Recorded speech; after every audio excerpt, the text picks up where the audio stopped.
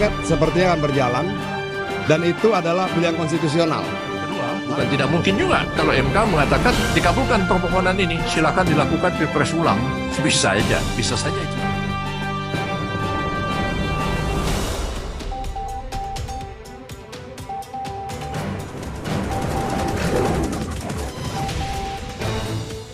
Menanti hasil pemilu 2024 banyak percikan yang muncul. Perbincangan bukan hanya di kalangan elit ataupun para akademisi saja, namun perbincangan di warung kopi pun kerap kali terjadi. Masyarakat kini terbagi menjadi 3 bagian, dari yang menolak proses pemilu hingga hasilnya, kelompok yang menerima proses dan hasil pemilu, sampai kelompok yang benar-benar tidak mempedulikan apa yang sedang terjadi. Fenomena ini selalu saja menjadi warna pelangi setelah pagelaran pesta demokrasi 5 tahunan.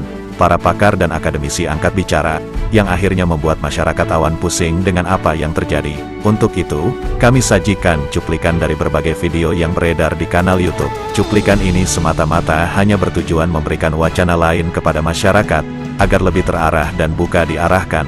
Jangan mudah menyalahkan orang lain, sementara kesalahan kita tidak kita sadari. Stop perpecahan, jaga persatuan.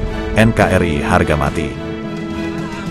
Pemilu ke DPR, gimana respon Pak Presiden? Ya itu hak demokrasi, nggak apa-apa kan. Menegaskan bahwasanya kita akan ikutin sampai secara resmi pengumuman daripada KPU itu. Nah, kalian sudah pasti tahu tanpa saya sebutkan. Pak Yusuf Kingmaker yang sesungguhnya adalah Presiden Jokowi. ya Dia yang sesungguhnya, betul, bukan yang lain-lain. bukan yang lain-lain. Kembali ke 03, di bawah kita sudah mulai komunikasi, kita sudah mulai ketemu. Hak angket sepertinya akan berjalan, dan itu adalah pilihan konstitusional.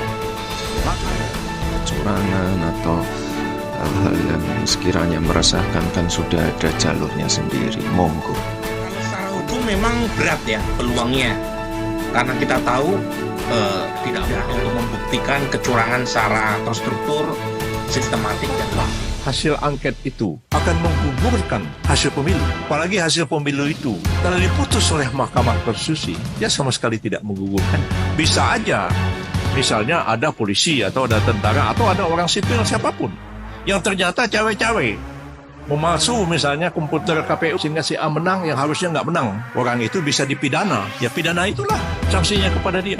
Tapi tidak menggugurkan hasil pemilihan umum apalagi telah diputuskan oleh Mahkamah. Sudah memenuhi syarat itu mesti dipersoalkan di Pengadilan Tata Usaha Negara, bukan dipersoalkan di Mahkamah Konstitusi. Putusan. Bos Anda itu kerjanya memberikan nasihat pertimbangan kepada Presiden. Baru setelah Anda kalah misalnya bla bla bla, baru Anda ulet-ulet di belakang. Anda 2024 itu presiden baru belum dilantik ya.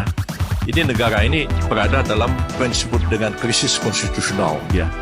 Sebab presiden habis masa jabatannya, ya, wakil presiden habis, menteri bubar semua, triumvirat nggak ada lagi, lalu terjadi kevakuman kekuasaan dan itu harus dicegah. Tidak boleh kevakuman kekuasaan itu terjadi dalam suatu negara ya. Itu bisa rawan sekali, bisa terjadi perebutan kekuasaan, bisa juga terjadi serangan dari negara lain kalau dalam suasana konflik dengan negara-negara yang lain. Karena sekarang itu kan saya terpaksa parlemen jalanan aja yang bekerja. Kan sayang kalau pakai parlemen jalanan bisa terjadi kacauan dan sebagainya. Tapi kalau angket itu berjalan, ini kan kita lihat saja nanti, kan gitu. Jadi kebenaran mana yang benar-benar terjadi. Kalau memang tidak ada soal, kan bagus Pak Ega menghilangkan kecurigaan. Kita usah khawatir. Bagi yang menuntut kalau hasilnya bagaimana, sudah baik. Dia tahu sih kita tidak apa-apa. Kalau memang tidak ada apa-apa, ya jalan aja, jangan khawatir.